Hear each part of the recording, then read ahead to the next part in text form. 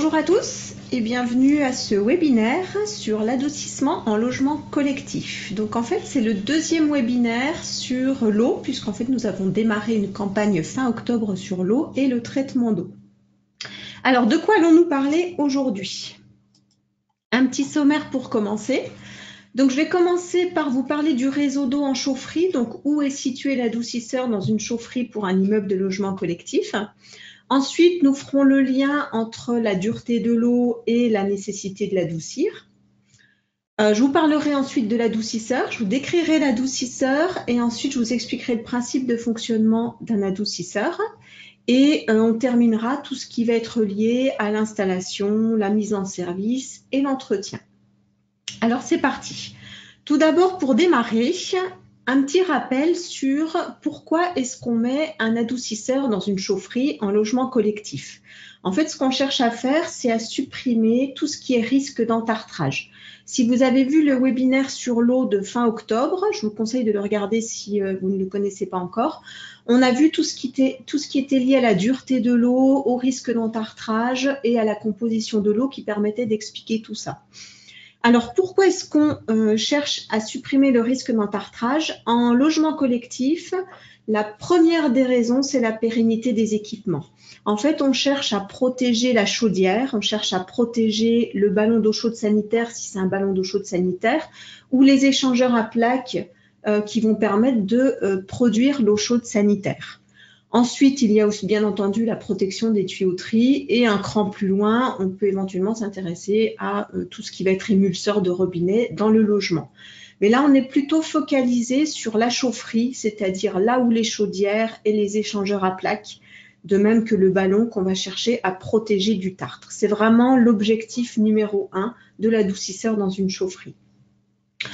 Dans les raisons pour lesquelles on peut mettre en œuvre un adoucisseur, il y a aussi le confort, mais ça sera plus dans la maison individuelle, moins dans le collectif. Cela étant, le fait de mettre un adoucisseur dans une chaufferie collective permettra d'apporter du confort aux utilisateurs, c'est-à-dire une facilité de nettoyage de la paroi de douche, des robinets, et aussi, sans oublier qu'il peut y avoir des gens qui ont des problèmes de peau et qui sont allergiques au calcaire. Donc là aussi, ça peut leur apporter que du mieux. Alors ensuite, l'adoucisseur, où est-ce qu'il va se situer en chaufferie? Donc ici, vous avez une portion de schéma d'installation dans un réseau, donc dans une chaufferie. Vous allez retrouver l'arrivée d'eau froide sanitaire, donc d'eau de ville, ici sur la droite. Vous retrouvez la chaudière donc, qui permet de produire l'eau de chauffage et le ballon ECS qui permet ici de produire l'eau chaude sanitaire. Donc là, on est dans un cas de figure où l'adoucisseur permet à la fois d'adoucir l'eau pour la chaudière et pour le ballon d'eau chaude sanitaire. On pourra avoir un adoucisseur uniquement pour la chaudière, si jamais l'eau chaude sanitaire est produite de manière individuelle dans les logements. C'est possible aussi. Donc, ce qu'on va trouver au niveau du réseau d'eau, vous avez ici donc l'alimentation en eau froide, donc au pied de l'immeuble. Ensuite, on va avoir un détendeur qui permet d'avoir une pression d'eau qui sera à 3 bars à peu près, de manière à ne pas avoir une pression d'eau trop importante dans l'adoucisseur et d'assurer un fonctionnement optimal de l'adoucisseur. Ensuite, on va trouver un filtre, je reviendrai dessus, toujours filtrer l'eau avant un adoucisseur. Et ensuite, chose très importante, on va trouver ici le piquage pour l'eau froide sanitaire. En fait, l'intégralité de l'immeuble, donc tous les logements vont être alimentés en eau froide sanitaire non adoucie.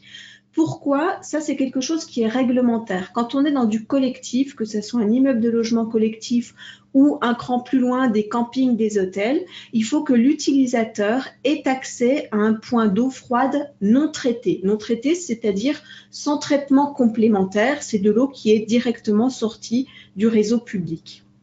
Donc ça, c'est quelque chose de réglementaire. Au niveau logement collectif, on pourrait avoir de l'eau froide adoucie seulement et seulement si tous les copropriétaires, et là je dis bien tous les copropriétaires, ont voté pour avoir oui ou non un adoucisseur pour leur eau froide sanitaire, ce qui rend la chose assez compliquée. Ensuite, vous allez trouver un clapet anti-retour qui a en fait une double fonction. La première, c'est de ne pas venir polluer le réseau d'eau froide sanitaire par de l'eau adoucie si on avait un retour d'eau, mais aussi de ne pas mettre l'adoucisseur en dépression si jamais le réseau en amont se retrouve en dépression. donc pour la protection de l'adoucisseur. Vous allez ensuite trouver l'adoucisseur avec un bipass si jamais on veut changer l'adoucisseur ou intervenir dessus. Vous avez ensuite le piquage pour alimenter le ballon en eau chaude sanitaire, le disconnecteur qui est là pour protéger le réseau amont de la pollution qui pourrait venir du réseau de chauffage, et ici vous avez l'alimentation de la chaudière. À savoir que côté chaudière, on s'intéresse à l'eau adoucie uniquement pour le remplissage et les eaux d'appoint. Le plus gros de la production de l'eau adoucie sera le ballon d'eau chaude sanitaire. Pour aller un petit peu plus loin au niveau du réseau, schématiquement au niveau de l'adoucisseur, donc on va retrouver, comme on l'a expliqué tout de suite, le piquage d'eau froide sanitaire qui sera donc en amont de l'adoucisseur. C'est une eau froide non traitée. On va trouver la vanne d'arrêt principal.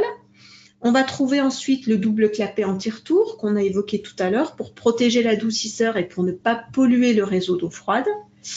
Un filtre à sédiments, donc on va filtrer à peu près à 20 microns. L'eau, il faut savoir que l'eau du réseau, l'eau du service public arrive à peu près avec une filtration à 40 microns. Donc on filtre à 20 microns de manière à piéger la plus grosse partie des particules, donc entre 20 et 40 microns, de manière à ce que l'adoucisseur ne devienne pas un filtre et ne piège pas une grosse partie des particules, ce qui permettrait de polluer l'adoucisseur et donc derrière une pérennité d'équipement qui est un peu moins intéressante. Le bipass, on l'a évoqué également, ne pas oublier de part et d'autre de l'adoucisseur des prises d'échantillons. Quand on voudra faire la mise en service, il faudra qu'on mesure la dureté de l'eau en amont de l'adoucisseur, donc la dureté de l'eau de ville, et il faudra qu'on mesure la dureté de l'eau en aval de l'adoucisseur pour notamment régler l'adoucisseur. Donc il faut des prises d'échantillons quelque part. Chose importante ensuite, au niveau de l'adoucisseur et de son bac à sel, il faudra une mise à l'égout.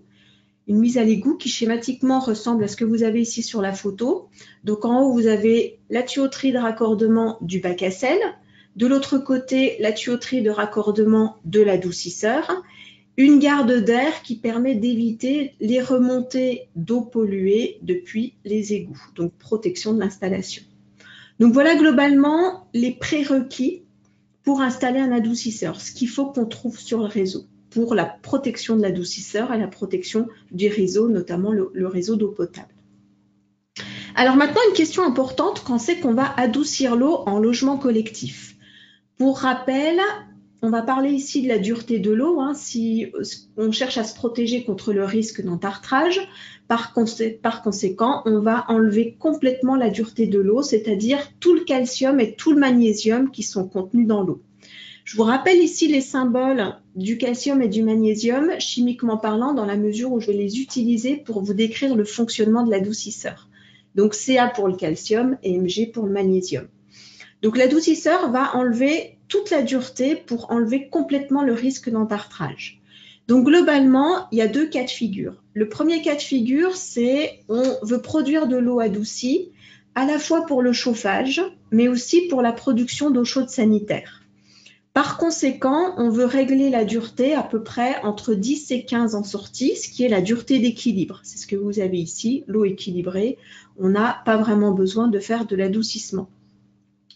Donc ça veut dire que dès l'instant que l'eau aura une dureté supérieure à 15, on va l'adoucir pour ramener la dureté à 10 et ainsi protéger les équipements. Ça, c'est le premier cas de figure. Le deuxième cas de figure, c'est si on produit de l'eau adoucie uniquement pour le chauffage. C'est-à-dire que chaque logement a sa production d'eau chaude sanitaire individuelle. Par conséquent, cette fois-ci, on va chercher à avoir de l'eau avec un TH, donc une dureté de 0 degré français. On va adoucir l'eau, quelle que soit la dureté de l'eau du réseau. La problématique derrière, c'est qu'une eau à TH 0, c'est une eau qui est corrosive. Donc en fait, derrière, ce qu'on va faire, c'est qu'on va conditionner l'eau en chaufferie de manière à éviter qu'elle corrode le réseau. Mais ça, on ne peut le faire que pour un réseau de chauffage. On ne peut pas le faire pour un réseau d'eau chaude sanitaire. D'où la dureté qui est ramenée à 10 pour l'eau chaude sanitaire. Donc voilà globalement les deux cas de figure. Ensuite, la description d'un adoucisseur. Donc un adoucisseur, il a cette forme-là, à peu près tous les adoucisseurs ressemblent à ça. Vous allez avoir une bouteille de résine. Ici, la bouteille est toujours bleue, donc elle est suffisamment grande, suivant la capacité de l'adoucisseur, pour vous montrer. Ici, j'ai une bouteille, une petite bouteille, voilà, de 8 litres. Ça, c'est le plus petit adoucisseur de notamment la gamme Comap qui fait 8 litres. La bouteille, comme je vous le dis, est quasiment toujours bleue. Et cette bouteille est remplie de résine. Les résines, alors c'est dans un petit flacon, donc c'est pas forcément très visuel, mais ça ressemble à ça. Donc ce sont des microbilles toutes petites qui ont une couleur dorée. Donc imaginez que la bouteille est remplie de cette résine. Alors il faut savoir qu'un adoucisseur, d'un fabricant à un autre, l'adoucisseur ne se différencie pas du tout au niveau de la résine. Il doit y avoir 2 fournisseurs de résine, donc tout le monde a la même résine. Ce qui va différencier un adoucisseur d'une marque à une autre, c'est la tête de l'adoucisseur. Ici, vous avez un adoucisseur Comap, donc c'est la tête de l'adoucisseur Comap pour tout ce qui est collectif. La tête est toujours programmable et en fait, c'est l'ergonomie de la tête qui va faire qu'un adoucisseur est plus facile à utiliser qu'un autre, plus le retour d'information qu'on peut avoir. Donc, toute la technologie de l'adoucisseur est dans la tête. Vous allez trouver également un bac à sel, puisqu'on va avoir besoin de sel, donc du sel de cuisine, hein, mais en quantité importante, puisqu'il est livré en sac de 25 kg en général. Le bac à sel ressemble au schéma que vous avez à côté, c'est-à-dire, bon, c'est un bac tout simple avec un plancher. Le plancher va permettre de poser le sel qui est solide hein, au-dessus du plancher. On va ensuite alimenter ce bac à sel en eau de manière à avoir contact entre le sel et l'eau. Le sel va donc se dissoudre dans l'eau et on va former ce qu'on appelle de la saumure, donc une eau qui est saturée en sel. L'objectif de cette saumure, c'est au moment de la régénération, on va l'envoyer dans la bouteille de résine. Par conséquent, il faut éviter qu'on ait un risque de bouchage, d'où le plancher pour éviter que le sel vienne boucher la canalisation. Donc voilà globalement la description d'un adoucisseur, c'est à peu près toujours la même chose. Comme je vous le dis, la différence, c'est vraiment dans la tête. Ensuite, donc voilà, vous voyez ici, c'est le bac à sel avec le puits de saumure qui vient de s'afficher. Maintenant, en termes de dimensionnement, qu'est-ce que les éléments liés au dimensionnement? Pour dimensionner un adoucisseur, il faut plusieurs informations. Tout d'abord, la volume d'eau qu'on va vouloir consommer. Si jamais on fait du chauffage, il y a très peu d'eau qui est consommée. Si on fait de l'eau chaude sanitaire, on a une quantité d'eau importante qui est consommée. Ensuite, la dureté de l'eau du réseau. On ne va pas dimensionner un adoucisseur de la même manière si la dureté de l'eau est de 35 ou si elle est de 20. L'autonomie souhaitée entre chaque régénération, qui peut être de 2 jours, de 3 jours, de 4 jours, sachant que la régénération sert aussi à nettoyer la résine. Et du débit de pointe qu'on veut dans l'adoucisseur, puisqu'il faut le temps que l'eau s'adoucisse dans le bidon de résine. Donc, il y a un temps d'échange qui va être nécessaire. Donc, le débit est aussi un élément important. Donc, là aussi, on va avoir 2 cas de figure. Le premier cas de figure, c'est si on s'intéresse uniquement au chauffage. Si on s'intéresse uniquement au chauffage, on veut donc un TH de 0 à la sortie, donc plus du tout de dureté dans l'eau. C'est un premier paramètre. Mais surtout, on va avoir besoin en fait d'une grosse capacité de l'adoucisseur uniquement au moment du remplissage du réseau. Après, on ne parle que d'eau d'appoint, donc on a besoin de l'adoucisseur peut-être une fois par an au grand maximum et pour des quantités qui ne sont pas très importantes. Autrement dit, on va prendre un adoucisseur le plus petit possible, même si ça va prendre du temps au moment du remplissage de l'installation, peut-être un jour, peut-être 2 jours, mais on prendra le temps de remplir l'installation avec un petit adoucisseur et ensuite, par contre, il aura la capacité nécessaire pour ce qu'on veut faire, c'est-à-dire des eaux d'appoint. Donc ça, c'est le premier cas de figure. Deuxième cas de figure, on a besoin de l'adoucisseur pour l'eau de chauffage, mais aussi pour l'eau chaude sanitaire. Dans ce cas de figure, on va régler le TH à une valeur qui est comprise entre 10 et 15. Mais cette fois-ci, on a besoin d'un gros débit, on a besoin d'une capacité importante puisque l'adoucisseur va fonctionner en continu et sur des débits qui peuvent être importants. On va prendre l'exemple ici, par exemple, d'une dureté qui est de 30 à l'entrée du réseau, 30 degrés français. On veut ramener cette dureté à 10 au niveau de la sortie de l'adoucisseur et on veut, par exemple, à peu près 3 jours entre chaque régénération. Donc, ce qui fait qu'en termes de dimensionnement, pour par exemple un immeuble d'une cinquantaine de logements type F1, F2, on va prendre un adoucisseur de 100 litres. Si on a une cinquantaine de logements type F3, F4, on va prendre un adoucisseur de 150 litres. Cela étant, pour le dimensionnement, il faut savoir que le fabricant sait très bien dimensionner l'adoucisseur dont vous avez besoin. Donc, rapprochez-vous du fabricant qui vous fera le dimensionnement. Donc, voilà en matière de dimensionnement. Maintenant, je vais rentrer dans l'explication du fonctionnement de l'adoucisseur. Alors, un adoucisseur, il faut savoir technologiquement, ça fonctionne très, très bien. C'est extrêmement fiable dans la mesure où l'adoucisseur est entretenu correctement. Alors, qu'est-ce qui va se passer dans un adoucisseur? Donc ici, le rectangle noir, donc c'est ma bouteille de résine. J'ai schématisé la résine de cette manière, c'est-à-dire qu'une résine, c'est quoi? C'est un petit grain, on a vu que c'était des microbilles. Donc un petit grain du type un grain de sable, c'est en fait un grain d'alumine exactement. Autour de cette résine, il y a un polymère actif et ce polymère, il a des terminaisons sodium. Na étant le symbole du sodium en chimie. Donc des terminaisons sodium tout autour de mon grain de résine. Vous imaginez que la bouteille est remplie de grains de résine de ce type-là. Qu'est-ce qui va se passer maintenant quand je vais ajouter l'eau de ville qui a une certaine dureté? Ici, on a pris par exemple de l'eau de ville avec une dureté de 30 degrés français. Donc, c'est une eau de ville qui est chargée en calcium et en magnésium. Quand on va introduire l'eau de ville dans la bouteille, elle va donc migrer relativement doucement à travers la bouteille de résine jusqu'à la sortie. Et là, il va y avoir un échange. En fait, la résine a énormément d'affinité pour le calcium et le magnésium. Par conséquent, elle va libérer très facilement le sodium pour venir capter du calcium et du magnésium. Bien entendu, ici, c'est très schématique, hein, c'est pour expliquer le fonctionnement. Donc, par conséquent, tout au long de la migration de l'eau, je vais avoir cet échange qui va se faire, d'où la nécessité d'avoir un débit contrôlé parce qu'il faut un temps d'échange contrôlé. Et l'eau à la sortie de la bouteille de résine va avoir un TH de 0, c'est-à-dire que la résine aura capté la totalité du calcium et du magnésium de l'eau. Comme je vous le dis, c'est une technologie qui est extrêmement fiable. Si on veut utiliser cette eau juste pour le chauffage, le TH de 0 conviendra très bien et on va envoyer cette eau dans la chaudière avec des produits de conditionnement. Si on utilise cette eau pour le réseau d'eau chaude sanitaire, la dureté est trop faible, on risque de corroder. Par conséquent, on va régler la dureté de manière à se ramener à la dureté d'équilibre.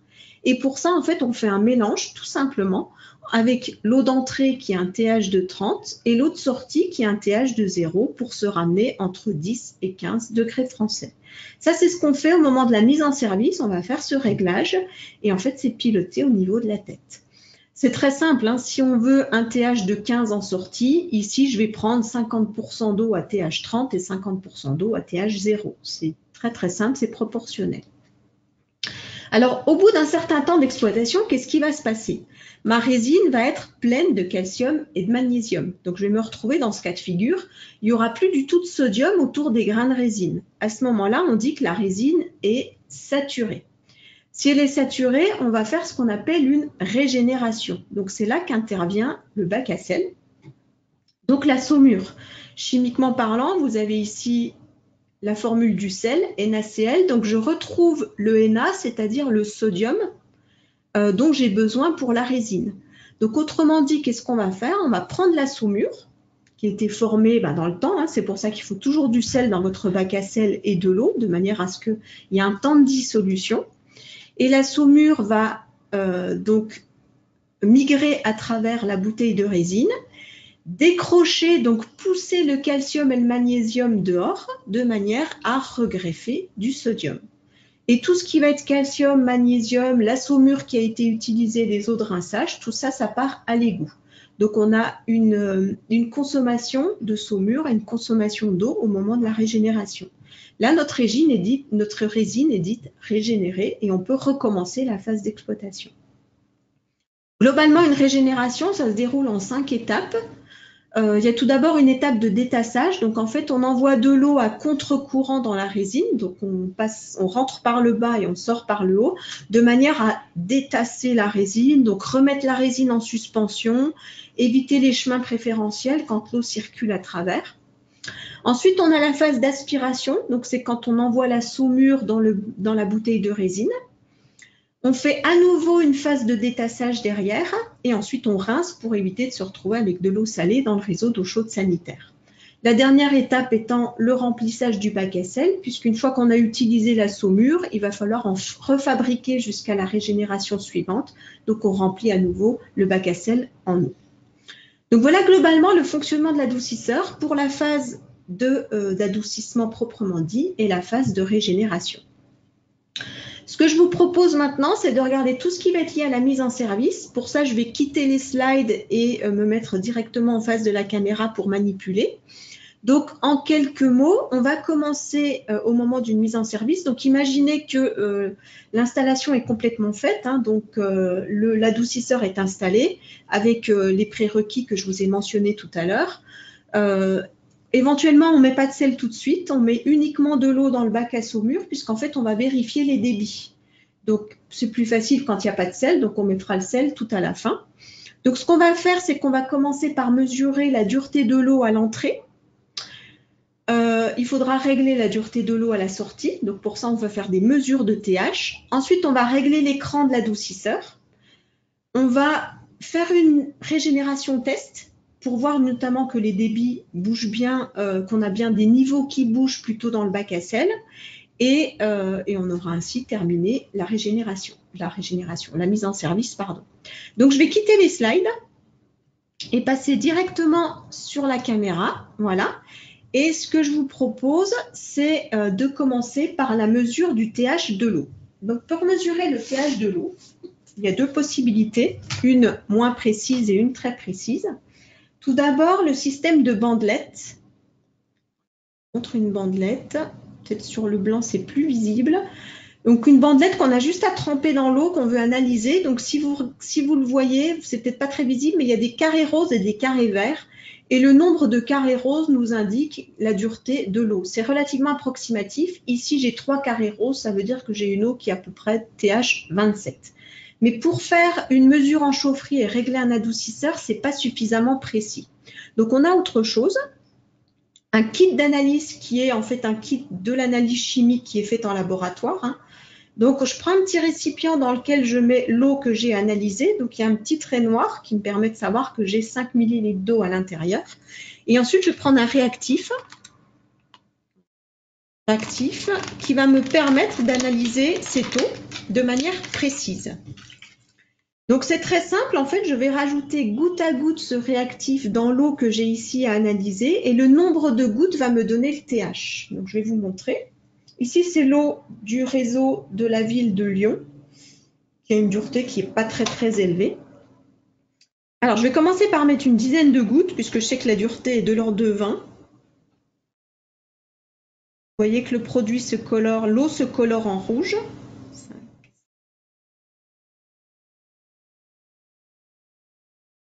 Voilà, donc ici, j'ai une coloration rouge. J'ai mis une dizaine de gouttes. Maintenant, je vais rajouter suffisamment de gouttes pour que ma coloration passe au vert. Quand la coloration sera verte, j'aurai mon résultat. Donc, je continue. 11, 12, 13, 14, 15, 16.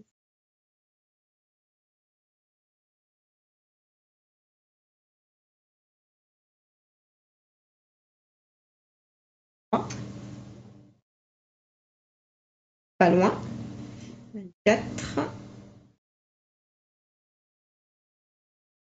commence à changer de couleur. Une goutte. Et je pense que ça suffit. Voilà. La couleur a changé. Je suis passée à un vert un peu kaki. Mais vous pouvez voir que la couleur a changé. J'ai mis 26 gouttes. Par conséquent, j'ai un TH de 26 pour mon eau de ville.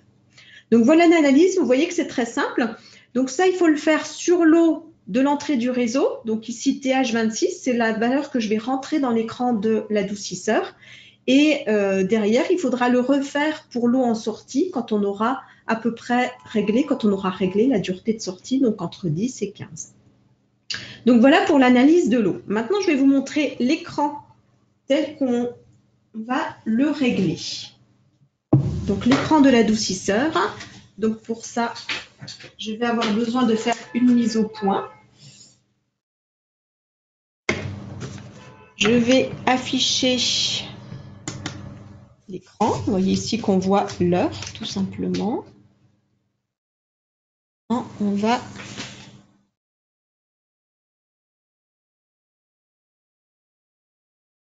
régler la netteté et ensuite je vous donne les explications qui s'imposent.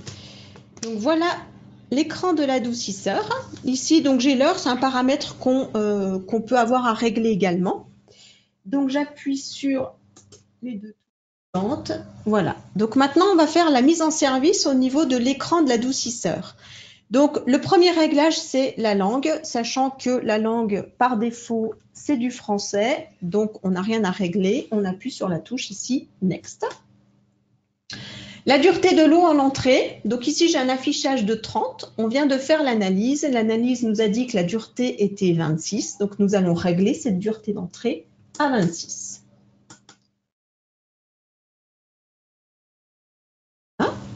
Je valide. La dureté de sortie, donc ici, nous allons laisser la valeur de 10, puisqu'en fait, on réglera la dureté de sortie à 10, sachant qu'ici, ce n'est pas une valeur de réglage, puisque le réglage doit être fait par l'installateur lui-même. C'est la valeur qui va permettre à l'adoucisseur de calculer la quantité d'eau qu'il va pouvoir adoucir entre deux régénérations. Donc, il a besoin de cette valeur de 10 qu'on va régler pour calculer ces régénérations. Donc, ce n'est pas une valeur de réglage, c'est une valeur pour un calcul. Nous allons laisser la valeur de 10, sachant qu'elle peut être modifiée si besoin. Le nombre de jours entre les régénérations de sécurité. Si jamais il n'y a pas de consommation d'eau, l'adoucisseur ne va pas régénérer, puisqu'il attend, lui, d'avoir un certain nombre de mètres cubes d'eau qui vont passer avant ces régénérations. Par conséquent, il y a un nombre de jours pour la régénération de sécurité, ici 14 jours, de manière à être sûr que l'adoucisseur va régénérer sa résine de temps en temps, ce qui permet notamment de la nettoyer. Donc ici, 14 jours, c'est une valeur qu'on peut ramener à 10, qu'on peut raccourcir suivant ce qu'on veut faire. Mais ici, 14 jours, c'est très bien. La régénération a lieu par défaut à 2 heures du matin. On estime que la nuit, il y a peu de consommation d'eau. Donc ça, c'est une valeur qu'on peut changer également. Ici, elle est à 2 heures. Si on veut la passer à 3 heures, à 4 heures, il n'y a pas de souci. Je règle ici les heures et les minutes. A priori, on ne va pas changer cette valeur dans le sens où 2 heures du matin, c'est très bien. C'est terminé au niveau du réglage de l'écran. Donc, vous voyez, c'est très simple. Maintenant, ce qu'on va faire, avant le réglage de notre dureté de sortie ou après, on va lancer une régénération test. Pourquoi? Tout simplement, comme je vous l'ai expliqué tout à l'heure, pour vérifier qu'on a bien un niveau d'eau qui baisse dans le bac à sel et on voit bien que les flexibles bougent et qu'on a du débit dans l'installation. Baissez éventuellement un petit peu le son puisque là, les vannes vont se mettre en route, donc ce qui peut un peu faire mal aux oreilles. Donc pour lancer la régénération, j'ai un bouton régénération.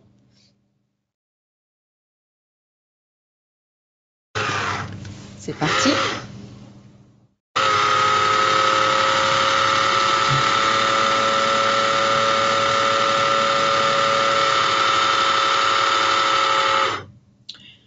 Donc la régénération démarre par une phase de détassage. Ici, j'ai le temps global de ma régénération qui dure à peu près 90 minutes. Ici, 86. Le détassage dure 8 minutes. Ça aussi, ce sont des valeurs qui sont rentrées par défaut, des paramètres usines qui peuvent tout à fait être modifiés. Mais a priori, ça fonctionne très bien comme ça. Donc, on va éviter de modifier ce type de paramètres. Comme je vous l'ai dit, le détassage, ça permet d'envoyer de l'eau de bas en haut dans la bouteille de résine afin de détasser la résine, de la remettre en suspension pour pouvoir mieux la nettoyer. Il n'y a rien de particulier à constater au niveau du détassage, donc on va passer à la phase suivante.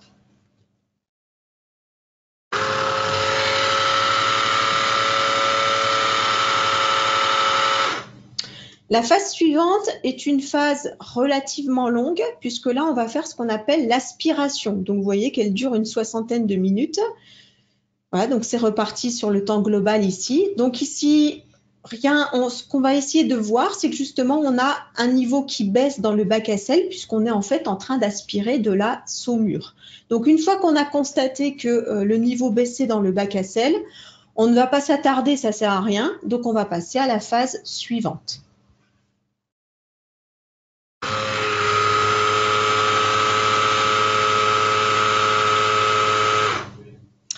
La phase suivante, c'est à nouveau une phase de détassage.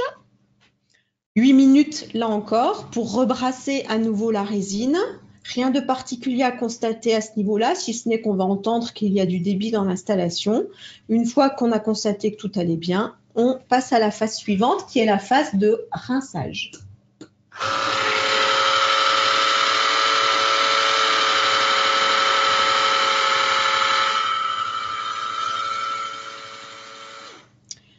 Quatre minutes de rinçage, ici. L'objectif, c'est de rincer la résine qui est pleine de saumure. Donc, on veut éviter d'envoyer de la saumure dans le ballon d'eau chaude sanitaire. Par conséquent, on rince et on envoie tout à l'égout. Phase suivante, qui est la dernière.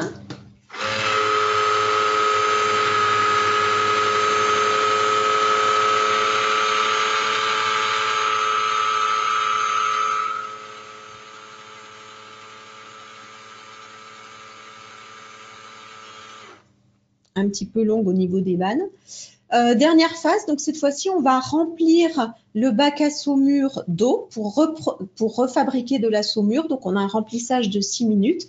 Donc là, il faut constater qu'on a un niveau qui remonte dans le bac à saumure. Une fois que c'est constaté, c'est terminé. On peut valider. On a quasiment terminé la mise en service. Et on repasse donc en phase d'adoucissement. C'est terminé. C'est terminé au niveau de l'adoucisseur, de l'écran.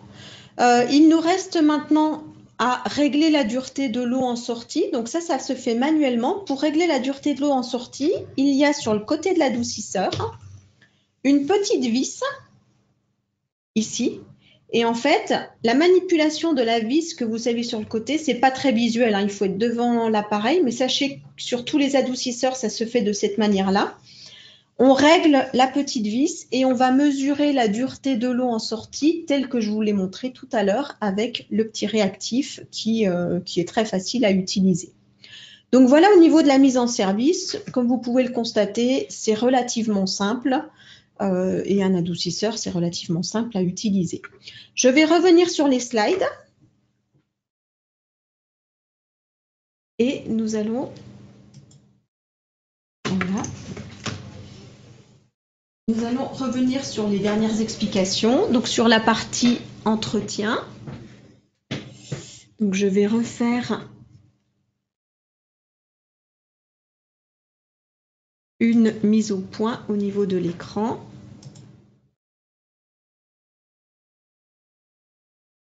Voilà, donc au niveau de la mise en service, c'est terminé. Il nous reste maintenant la partie entretien. Donc, à savoir qu'un adoucisseur, ça s'entretient. Et c'est très important car si on ne l'entretient pas, on risque d'avoir un développement bactérien. Comme l'eau en plus a tendance à être chlorée, on peut ne pas se rendre compte du développement bactérien, on n'aura pas d'odeur. On ne sentira éventuellement pas l'odeur. Donc, au niveau de l'entretien, 2 fois par an avec un produit adapté. Donc, ici, vous pouvez voir sur l'écran une bouteille d'un produit adapté pour l'entretien qui est à base d'eau oxygénée, donc en fait qui permet de désinfecter les résines tout simplement. Donc en fait c'est un produit on va mettre la moitié de la bouteille dans le bac à sel au moment de la régénération. L'autre possibilité c'est de faire une désinfection en continu avec une chlorification en ligne, c'est-à-dire qu'on va mettre un petit chlorificateur tel que vous le voyez là en noir sur la conduite d'aspiration de la saumure. Donc, à chaque régénération, on va faire en fait une électrolyse du sel, comme on fait pour les piscines. On va produire donc du chlore in situ qui va permettre de désinfecter la résine à chaque régénération. Donc, c'est une autre solution. Donc, qu'on choisisse l'une ou l'autre, c'est à peu près équivalent, si ce n'est qu'il y en a une qui est en continu, donc qui va en fait désinfecter en continu la résine. L'autre est suffisamment puissante pour faire une désinfection 2 fois par an. Ça, c'est tout à fait suffisant. Par contre, il ne faut pas oublier de le faire. Ça ne sert à rien non plus de faire les deux. On fait une ou l'autre. Dernière slide cette fois-ci pour vous indiquer qu'un adoucisseur peut vous donner un certain nombre d'informations suivant l'adoucisseur que vous choisissez. Notamment des informations de consommation. Donc, c'est ce que vous donne l'adoucisseur que je vous ai présenté tout de suite. Des consommations journalières en eau adoucie, le volume disponible d'eau à traiter entre chaque régénération, des notions de débit. Vous pouvez avoir les débits instantanés, le débit de pointe dans l'adoucisseur. Vous pouvez avoir aussi des alarmes au niveau sécurité, donc des alarmes par exemple pour l'entretien, une alarme maintenance, quand est-ce qu'il faut mettre le produit de désinfection dans l'adoucisseur, donc qui est programmable. Donc ça c'est intéressant parce que ça permet de ne pas oublier. Vous pouvez avoir des alarmes aussi, ici on a des codes erreurs en cas d'une problématique au cours de la régénération. Et vous pouvez avoir aussi une alarme pour le sel, ce qui peut être intéressant aussi, puisqu'il faut toujours que le bac à saumure soit plein de sel. Donc, si jamais on oublie, on ne fait plus de régénération. Donc, ça peut être intéressant là aussi d'avoir une alarme. Et dans les menus du type menu utilisateur, vous pouvez ajouter vos coordonnées, donc les coordonnées de l'installateur, et qui permettent de savoir à qui s'adresser en cas de problématique sur l'adoucisseur. Donc voilà globalement ce qu'on peut dire sur un adoucisseur en logement collectif. Le webinaire est maintenant terminé. Je vous remercie d'y avoir participé. Sachez que fin janvier, début février, nous allons faire un nouveau webinaire sur l'eau et nous allons traiter cette fois-ci toujours l'adoucisseur, mais en maison individuelle. Alors, ça ne changera pas la fonctionnalité de l'adoucisseur. Par contre, on va répondre à un certain nombre de questions, telles que par exemple, je ne peux pas mettre un adoucisseur à la maison parce que je vais boire de l'eau adoucie et c'est pas bon à la santé, il y a trop de sel. Donc, on reviendra sur toutes ces idées reçues pour un petit peu expliquer d'où elles viennent et expliquer si c'est vrai ou faux, notamment. Vous pouvez nous retrouver sur CoExpert, vous pouvez nous retrouver sur les réseaux sociaux. En attendant de vous retrouver fin janvier ou début février, je vous souhaite une excellente journée. Merci, à bientôt.